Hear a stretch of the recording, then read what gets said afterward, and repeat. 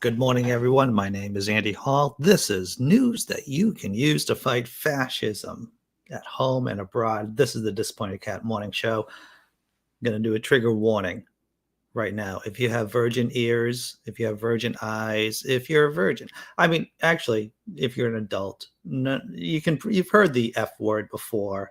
And even though we try to keep that swearing down relatively to a minimum here, I'm going to show you a video of it's pretty incredible, to tell you the truth, but you've been appropriately warned, everyone. We're all adults here anyway, right? Links in the description below. Protesters drive out anti-trans Texas House candidate Jeff Younger out of an event from the University of Northern Texas. Good news from Texas, actually. What a way to start your Friday, huh? Texas House candidate Jeff Younger, who seeks to outlaw transgender youth care, was driven out of an event hosted at the University of North Texas by protesters on Wednesday, March the 2nd. The event played out on a thread from Twitter user Ismail Belcora, I hope I pronounced that correctly, last night, who was posting photos and video from the event. The thread has been taken down by Twitter, but we have the video here. And I'm going to play it. We'll see. We'll see if this gets me banned off of YouTube. I don't think it will, everyone, but we'll take a look at this video.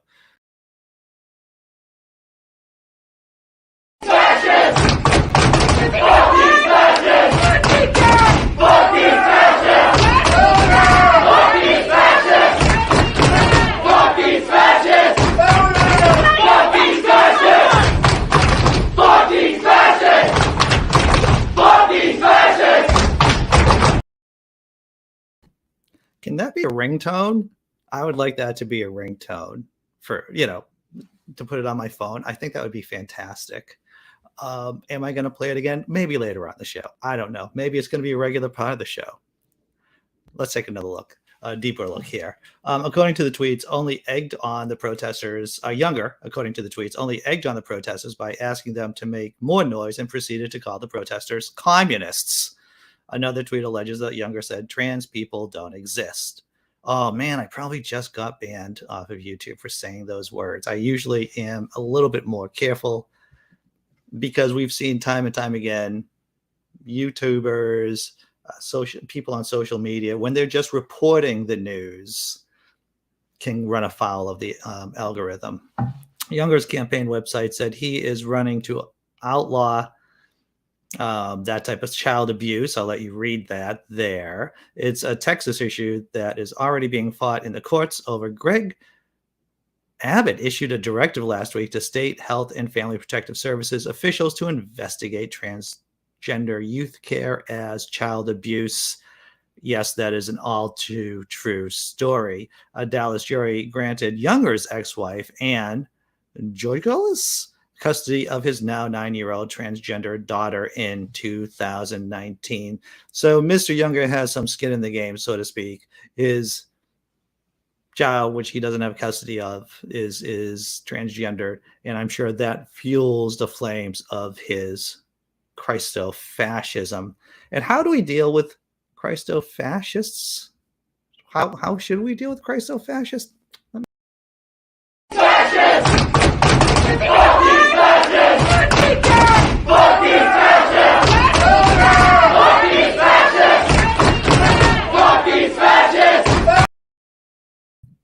Okay, I won't play the whole video. It is music to my ears, to tell you the truth. I'm going to check out the chat. And there are going to be some very nice white people from cul-de-sacs who say you shouldn't be shouting those words at fascists. And to those people who live in very nice cul-de-sacs, I would say that it's easy to say that when you don't have a boot on your neck, when you're not the targeted group being persecuted. That's what I would say. That's an exercise of privilege. Indeed, Dr. Mordecai. It's a bonny way to start a Friday, isn't it? Huh? I'm proud of those kids today. Indeed. Tesla Ranger points out if those people don't exist, then he shouldn't have a problem with laws that prevent said non-existent people from entering certain bathrooms. Exactly, Mr. Ranger. Yes, and Abbott he's just another, Greg Abbott is just another GOP candidate who is willing to stoke the flames of Christo-fascism to get elected. Let's see. Did I catch up with everyone? I think I caught up. Good morning, by the way. Good morning. I hope you're all doing well this Friday morning. I am happy, personally, doing a little happy dance inside that it is Friday. You want to get to the next news story, everyone? Let's do the next news story and see what that is. Speaking of Christo-fascists, these people are not fascists, but they're just crooks. And doesn't it make you feel good that the next story isn't about any kind of fascism, but it's just about good old-fashioned men and women of God pastors looking to steal money from their flock. In a day and age where there are burning nuclear plants in Ukraine, yes, those plants have been put out. From what I understand, the fire that was at the nuclear power plant in Ukraine has been put out. But in dark days like this, it's nice to see some good old-fashioned pastors who are just looking to squeeze money out of their flock, and they are in the trouble bubble for it. All right, link in the description below. 2 California pastors face up to 20 years in prison for a $14 million loan fraud scheme. And who are these two great folks? Oh, here they are. Sheila and Staccato. I do like the name Staccato, I got to tell you. As a person who took 6 years of piano lessons, I like Staccato. I like the name. 2 former pastors at the African Methodist Episcopal Zion Church in California are facing up to 20 years in prison for allegedly defrauding the churches. Let's take a look at this. The 2 pastors, Quintana and Powell, 62, who were leaders of the African Methodist Episcopal Zion Church, AME Zion, were arrested and indicted on wire fraud and conspiracy charges, the Los Angeles Times reports. The duo is accused of securing the loans under false pretenses and using the funds for personal expenses, authorities said yesterday. And I know what many of you are thinking right now. How stupid do you have to be a preacher and arrested for fraud, right? Because here in the United States of America, religion is put up on a pedestal. And many times, I'm looking at you, Joel Osteen, preachers can do many shady things and still not get into trouble with the law. But these 2, they are exceptional in this way. The authorities allege the 2 took control of the congregation's properties and used them to secure loans to benefit themselves in a scheme that ran from around October 2016 to late 2021, according to the indictment. Court documents describe the conspiracy as a campaign of pressure and misinformation targeting pastors who served at the pleasure of Powell. The indictment alleges that Powell and Quintana conspired to defraud AME Zion Church congregations in Oakland, San Jose, Palo Alto, and LA by redeeding the local congregation's properties in the name of WED Inc., prosecutor said. It seems like a scheme that would be designed to fail. If you look at what Ponzi did, Ponzi did, he didn't create the pyramid scheme. He just happened to blow it up in the public, when you think about pyramid schemes, you think about Ponzi. Now the scheme that these 2 pastors did, I don't believe is a Ponzi scheme. However, the scheme seems to be destined to fail just by how it was made. Powell and Quintana each face 2 counts of wire fraud and 1 count of conspiracy to commit wire fraud and mail fraud, according to the U.S. Attorney's Office for the Northern District of California. Powell also faces 1 count of mail fraud. Authorities claim Quintana and Powell allegedly falsified bank statements to scam the federal government out of $14 million. The scheme reportedly unraveled in 2019 when the loans of the churches began to default, per the report. By mid-2020, all of the money loans were in default, and WED Inc. filed for Chapter 11 bankruptcy protection, the indictment said. if were they just planning never to pay back the loans? Were they planning just to be protected under bankruptcy and expect the government just to give them a clean pass? That's what it seems like, everyone. And in retrospect, and even at the time, I think it was a bad plan. Anyone who had looked at the plan said, this is just a bad plan. Can't you two just go back to stealing money from your congregants by spreading lies and misinformation? The traditional preacher person type of way.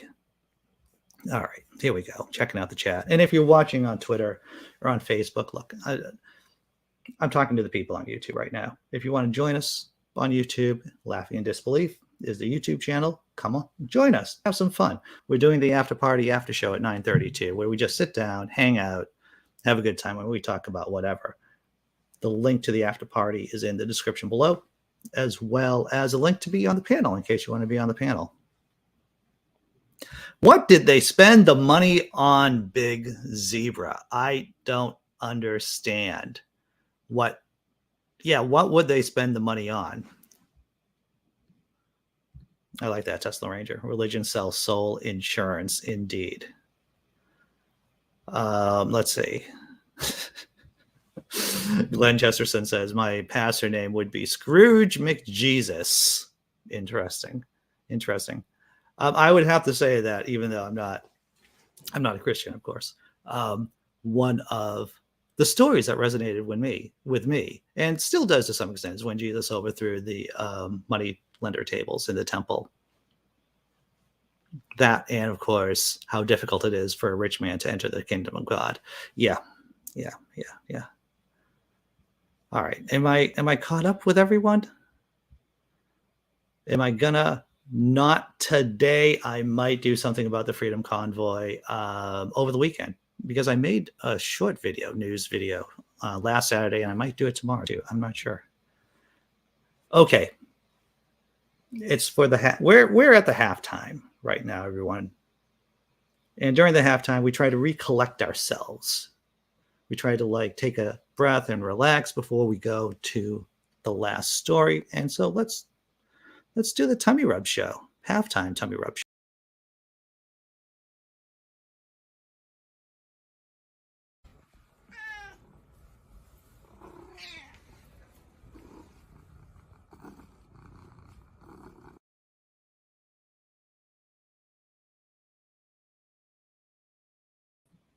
Gotta love a cat. That cat with a hard hat there, however you want to call it, it is pretty good. Okay. Last story, everyone. What are we talking about here? Sackler family to pay $6 billion for role in U.S. opioid crisis. The Sackler family, were they the ones who knew that opioids were highly addictive and yet still marketed them, saying that they weren't really addictive? Were they doing that? Were they spreading misinformation just so that they can make a buck and destroying the lives of countless people? Yes, that's the very same Sackler family. The wealthy Sackler family, owners of Purdue Pharma, is set to pay $6 billion. That's 4.5 billion pounds for those of you in the UK for its role in America's opioid epidemic under a new deal. The sum is nearly $1.7 billion more than a previous settlement. Purdue, which filed bankruptcy in 2019 amid thousands of lawsuits, made drugs like OxyContin, which is blamed for fueling the opioid crisis. Addiction to both legal and illegal opioid painkillers has been a serious ongoing problem in the U.S. The country saw nearly 500,000 deaths and overdoses between 1999 and 2019, according to the U.S. Centers for Disease Control and Prevention. I'm going to go on a small rant right now before we go further into the story.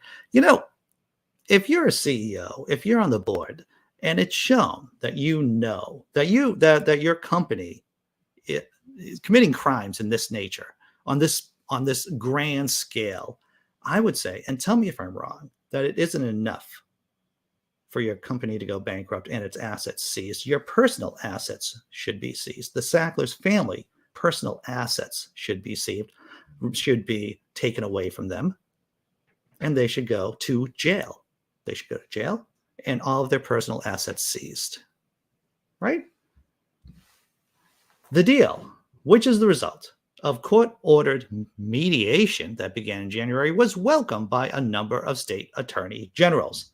The Sacklers needed to pay more for the harms they caused. Washington, D.C. Attorney General Karl Racine tweeted on Thursday, Washington will receive more than $31 million from the family and Purdue as part of the deal.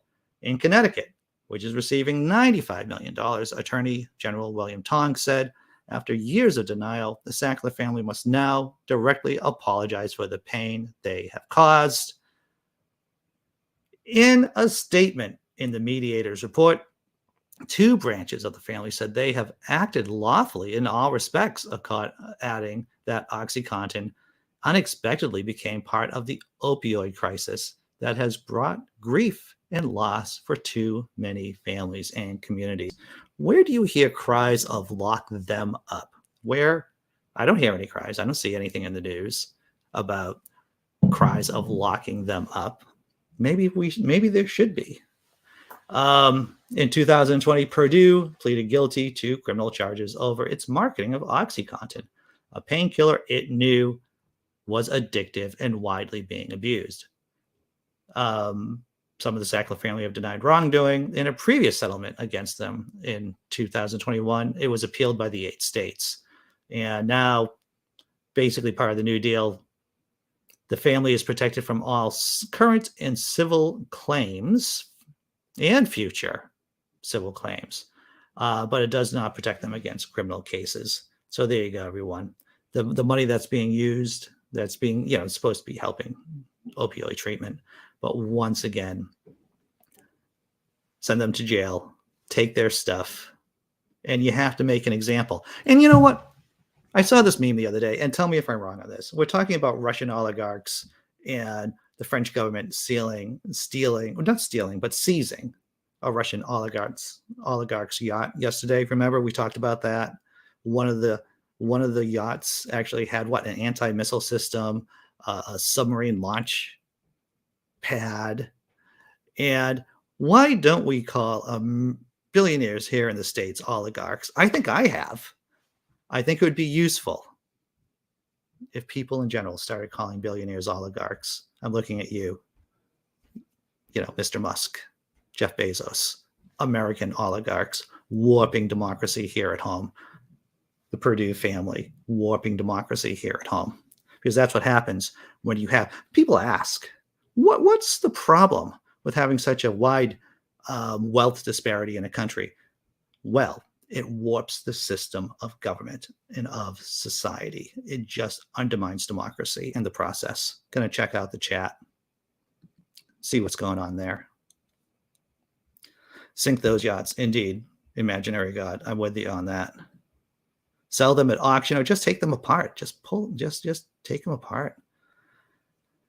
Well, that's the thing. There should be a special carve out, right? If you are doing criminal activities and are complicit in criminal activities, then you are a criminal.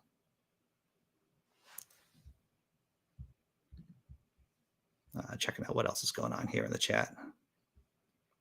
So we'll Secular Dave up in Canada. For those of you who didn't see the Freedom Convoy event at the U.S. Capitol, the expected crowd of 3,000 turned out to be 8 people 2 days after the mask mandate dropped. There you go. Somehow the convoy just was not that big or strong here in Washington, D.C. It's been overshadowed by real issues, right?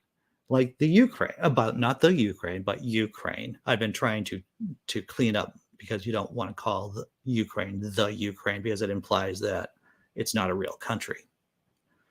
All right. I'm just rambling right here. It's Friday. So no ads on this channel, everyone.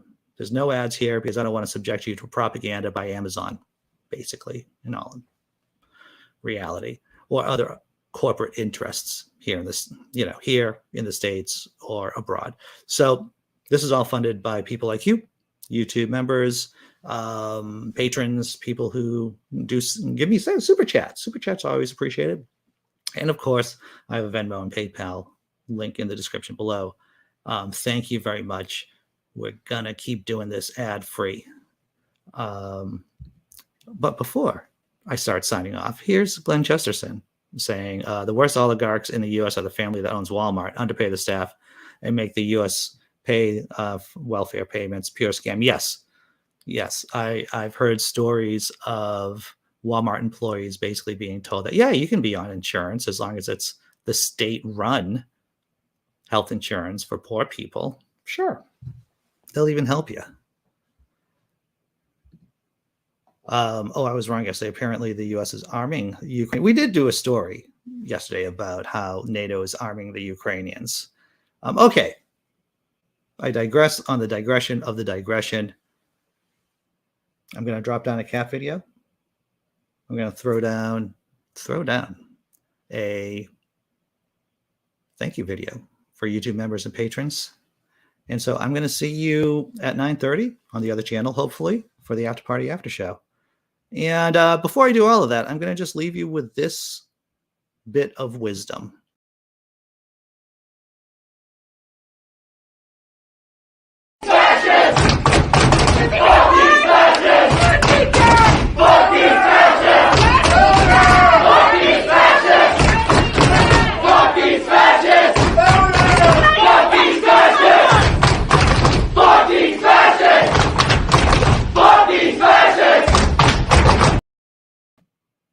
That's my little zen today, everyone. All right, here's a cat video. I'll see it now.